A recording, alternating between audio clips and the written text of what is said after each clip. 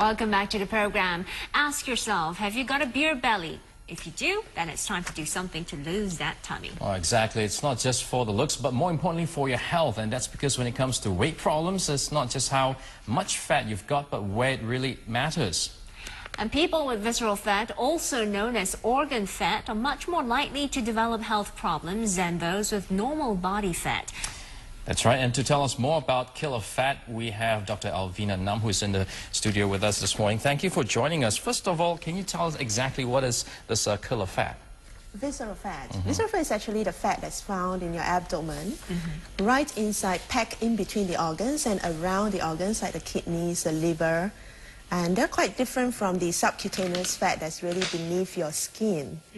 The visceral fat is the one that gives a person the protruding abdomen and gives them the beer belly, and also the body shape like a pear instead of the apple. And what is so dangerous about visceral fat that we call it killer fat as opposed to, the fat just beneath your skin?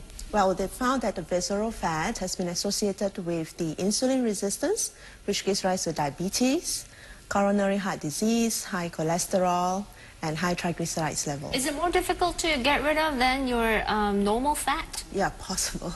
Yes, you probably need to exercise a little bit more. Normally, if you can do a brisk walk 30 minutes a day for 1 week, you probably would reduce it a little bit. But if you do a little bit more than that, you can reduce it a little bit further. Now, are there certain groups of people who are more prone to such problem and the risk involved? Or is it everybody, pretty much are susceptible?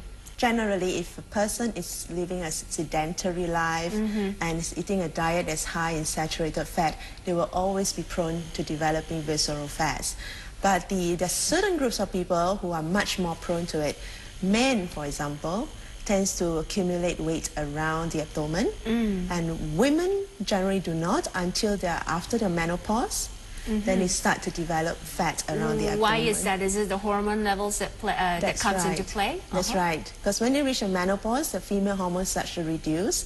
And when that happens, they tend to adopt almost like a male body shape. So organ fat is very dangerous, something that we should look out for. How do you know how much fat you have? Well, the most accurate method is the MRI and the CT scan, but that really is quite impractical. We can do simple measurements, waist circumference. For men, if they're more than 40 inches in waist circumference, that's too high.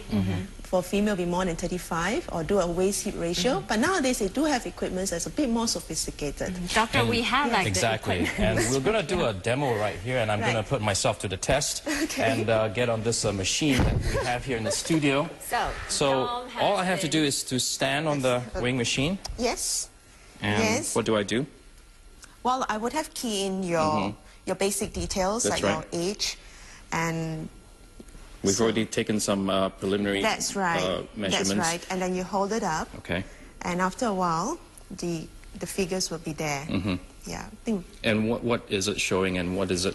Am I healthy? Am I not healthy? Well, your visceral fat is 14%. Normally, it should not be above 9%. Oh dear. So you're too high. I'm too high. Okay, I should do something about that. That's right. Okay. And how accurate is a machine like that? It's pretty accurate. They're going by the bioelectrical impedance, so taking account of the fact that fat tissues have much more resistance compared to other tissues. Okay. So okay, interesting. Okay. Doctor, you said 14%. Is that on the danger level? I mean, what's the range here that we're looking at? Well, anything less than 9% is okay. 10 to 15% we'll just say it's moderately high, and more than 15%, I think that guy's got to be really careful. Does it say something about your diet, lifestyle? That's right. A diet are usually high in saturated fat. So how can a person like me reduce visceral fat? Well, start exercising. Oh, obviously. Doing your regular, at least 30 minutes of brisk walk every day for a week. Every week.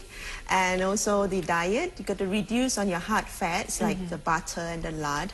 Some people will ask, what about liposuction?